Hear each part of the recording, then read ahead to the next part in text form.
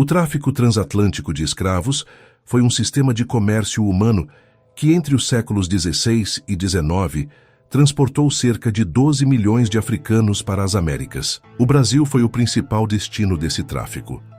Mais de 4 milhões de africanos foram trazidos para o território que se tornaria o Brasil, representando cerca de 40% de todos os escravizados desembarcados nas Américas. Em 1538, chegaram os primeiros africanos escravizados ao Brasil, substituindo gradativamente a mão de obra indígena. A Igreja Católica legitimava a escravização de povos não cristãos, enquanto a coroa portuguesa lucrava com impostos sobre o tráfico. O tráfico era uma atividade transatlântica. O transporte, chamado Passagem do Meio, era cruel e desumano. No Brasil, os escravizados eram vendidos em mercados de escravos.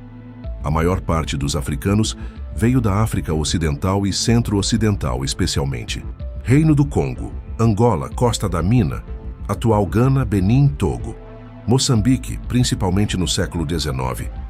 Hoje o Brasil abriga a maior população negra fora da África.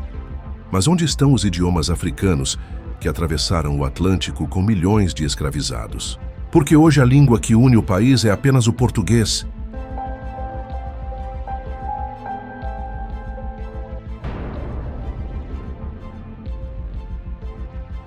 Durante a colonização do Brasil, não houve uma lei única e formal que proibisse explicitamente todas as línguas africanas.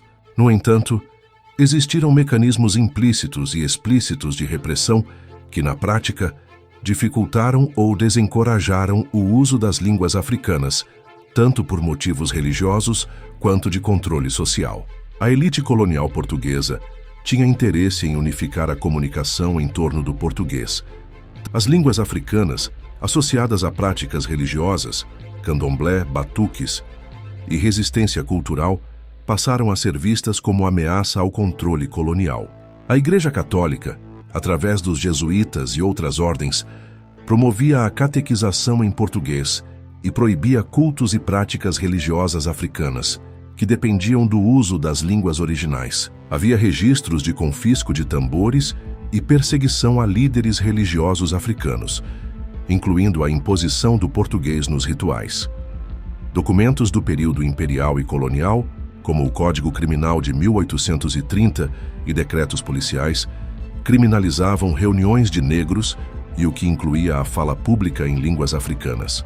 Nas senzalas, falas em línguas africanas eram reprimidas sob suspeita de conspiração ou fuga.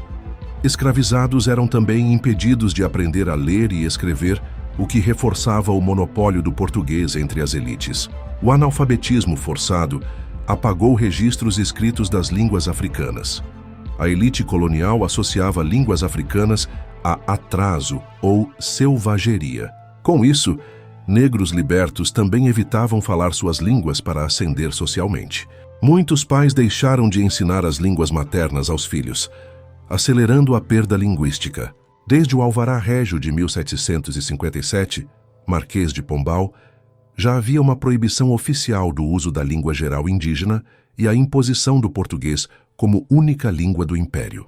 Embora essa lei não mencionasse africanos, na prática ela reforçou a hegemonia do português e marginalizou línguas não portuguesas. As línguas africanas foram gradualmente apagadas do uso cotidiano, restando apenas traços no português brasileiro, palavras de origem banto, iorubá, etc. Alguns terreiros de candomblé mantiveram vocabulário ritualístico africano, mas de forma fragmentada. Essa perda linguística foi resultado de políticas linguísticas racistas implícitas e proibições explícitas associadas à religião e segurança. Houve proibições explícitas ligadas a rituais religiosos, reuniões de negros e catequese. O samba, hoje símbolo nacional, já foi considerado música de malandro. Sambistas eram perseguidos, presos e humilhados. A polícia reprimia rodas de samba nas comunidades negras. Instrumentos eram confiscados. Só nos anos 1930, com o interesse do governo Vargas em criar uma identidade nacional, o samba foi aceito. Houve políticas implícitas que favoreceram o português, como analfabetismo imposto estigmatização cultural e imposição legal do português em documentos oficiais. Em 1890, o Código Penal da República incluiu a capoeira como crime. Artigo 402. Punia quem praticasse capoeiragem com prisão de 2 a 6 meses. Policiais prendiam capoeiristas e frequentemente os espancavam. Capoeira era vista como prática de vagabundos e desordeiros, apesar de ser uma expressão cultural e de resistência negra. A criminalização durou até 1937, quando Getúlio Vargas transformou a capoeira em símbolo nacional, retirando-a do Código Penal.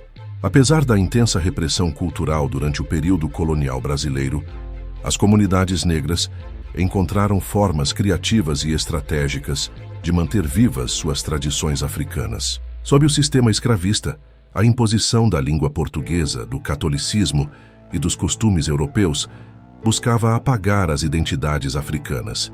No entanto, os povos escravizados resistiram de maneira silenciosa e resiliente.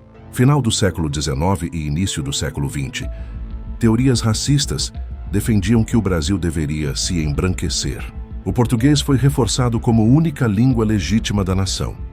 Repressão policial a manifestações afro-brasileiras, incluindo músicas, rodas de capoeira e cultos. Apesar da proibição, essas línguas sobreviveram de forma indireta. No vocabulário popular brasileiro, palavras como quitanda, moleque, fubá, dendê e caçula vêm de línguas bantas. Nas religiões afro-brasileiras, candomblé, umbanda, termos iorubás, quicongos e fon ainda são usados em cânticos e rituais. Na música, culinária e cultura popular, que preservam fonéticas africanas. Apesar da dificuldade, há movimentos atuais de resgate.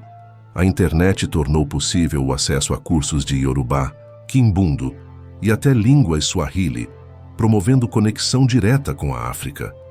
Há projetos acadêmicos atuais em universidades brasileiras para ensinar iorubá, quimbundu e outras línguas africanas.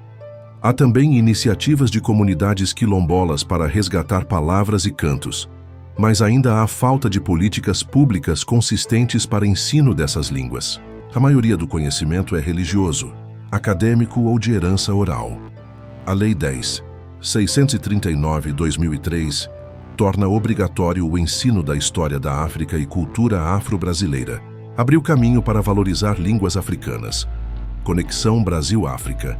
Intercâmbios culturais e acadêmicos podem reaproximar afro-brasileiros das línguas originais. Foi esse conjunto de fatores que levou ao quase desaparecimento das línguas africanas no Brasil colonial. Mas o que significa perder uma língua? A perda de uma língua não é apenas perda de comunicação, mas também de memória, de cosmovisão e de identidade. As línguas africanas foram caladas pelo chicote, mas seus ecos vivem em cada palavra, gesto e batida de tambor. Redescobri-las é resgatar uma história que o Brasil tentou esquecer. O futuro é bilíngue, é preto, é ancestral. Se você se interessou por essa viagem pela história das línguas africanas no Brasil, não deixe de se inscrever no canal. Aqui você vai descobrir mais curiosidades fascinantes sobre cultura, história e as conexões que atravessam séculos. Clique em inscrever-se e acompanhe cada vídeo dessa trajetória incrível.